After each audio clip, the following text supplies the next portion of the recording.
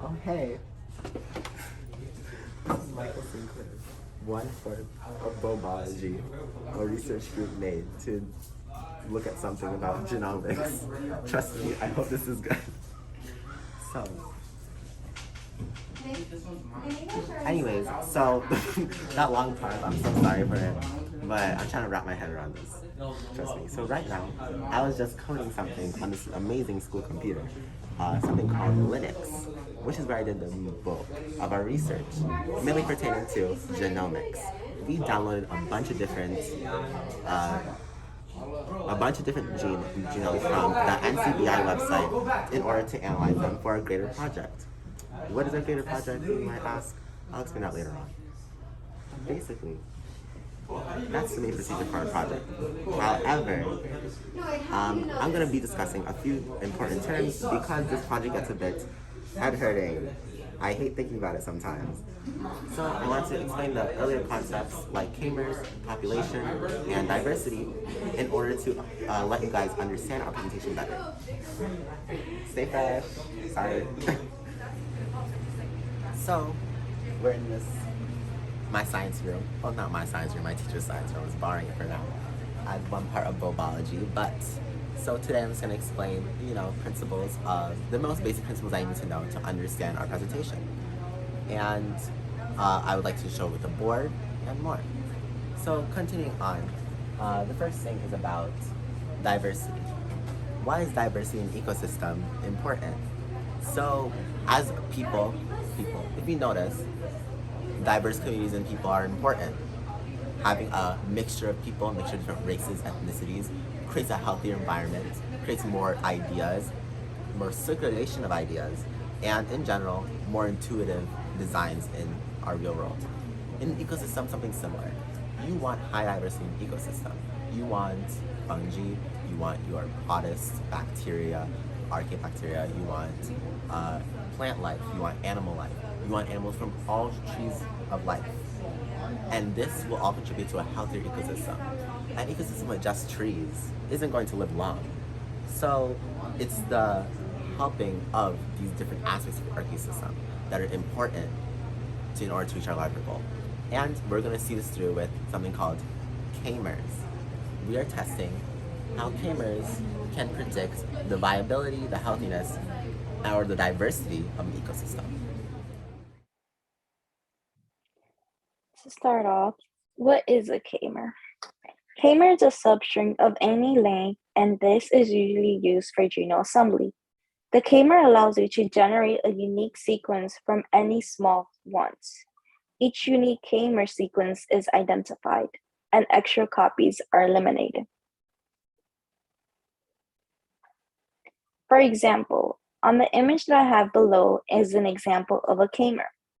To start off, we have a DNA sequence, and the DNA sequence is represented on the yellow. And then, if we want to represent it with 4 k-mers, we'll say we have 4 mers. And how this looks like is that from our DNA sequence, we will have to count 4. So there's 1, 2, 3, 4. And that represents one string. Then to represent the second string, then we'll start off with the second letter. And it will start from C, G, A, G. Then that is an example of a second string. And it keeps going on, and you could do it for the next letter and the next letter and so on, as represented by these examples. Each one, you usually start with the A, as it started from here. This one starts from the C, and it starts from C, the G, the A, and so on. This represents 1 string, 2 strings, 3 strings, 4 strings, 5 strings, and so on. But it depends on how many 4 mers it's asked for, the mers that it's asking you. In this example, it's asking you for 4 mers. But if it was to ask you, let's say 3 mers, then you will start from A, C, G. That will be 1 string. And then for another string, it will be C, G, A. That's another one. Then I'll go GAG. That's the three MERS. But in this example is asking for four MERS. So it's demonstrating the four MERS. And that's a K-mer.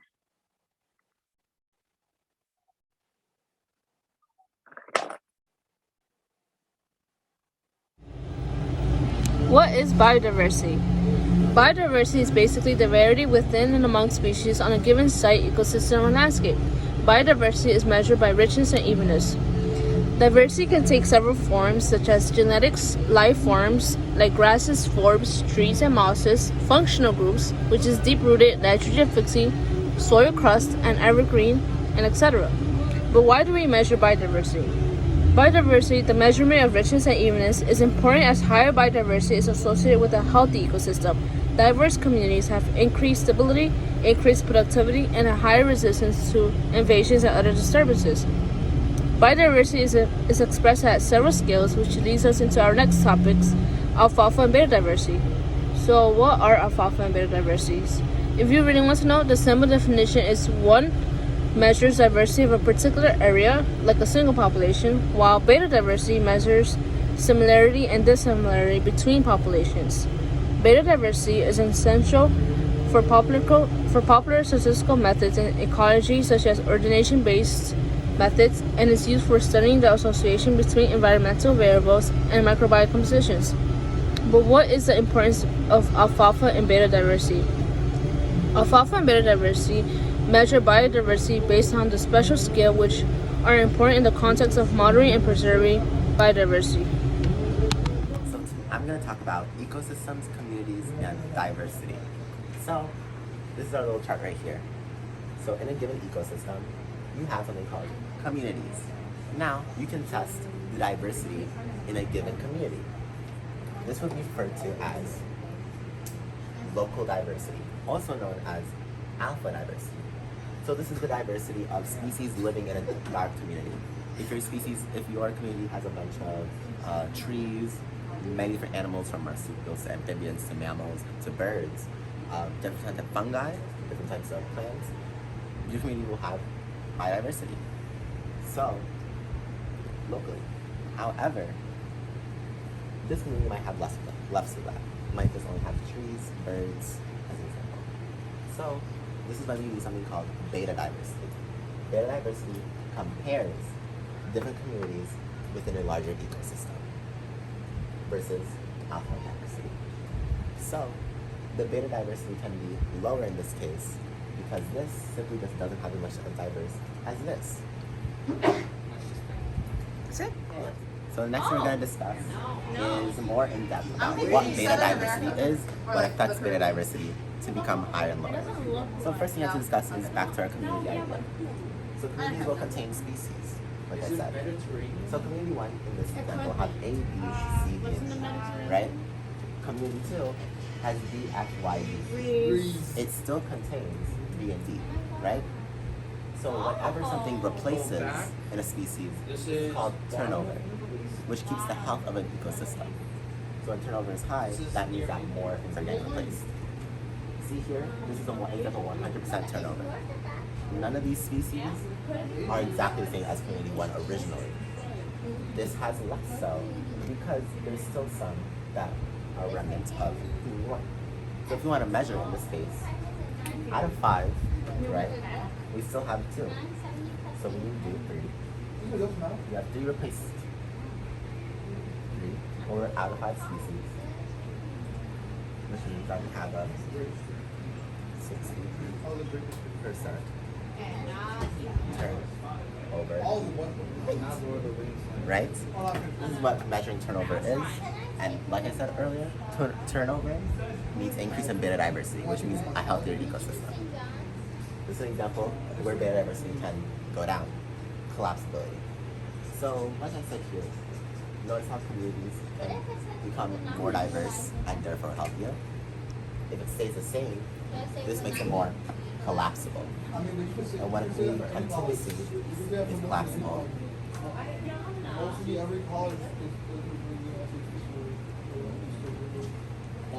beta diversity goes down by a lot. So we are at Hendrickson Park right now, which is my neighborhood's local park. It's known for its large amount of animals. There's a lot of animals that live here. You have a lot of trees. Let me show you. Trees. Many squirrels type lives here. There's a hawk, a friendly neighborhood hawk, like 2 of them, that especially like to circulate around my school. And there's some squirrels here. There's a lot of bird types. So I've seen ducks, gooses, mallards, cranes, swans, pigeons, and blue jays, local sparrows, as an example. So there's also a lot of algae in our river, if you see the green. Not in the river. No, this is a bad angle. But yeah. So as when we're concluding our research, this is what you want to think about, the natural habitat overall. How does it piece together? How do these communities piece together into a healthy environment? And that's basically it. So I hope you like our presentation, and I have a fantastic day, and go out to your local park to have fun. Okay, now I'm crossing the bridge. Okay, bye guys.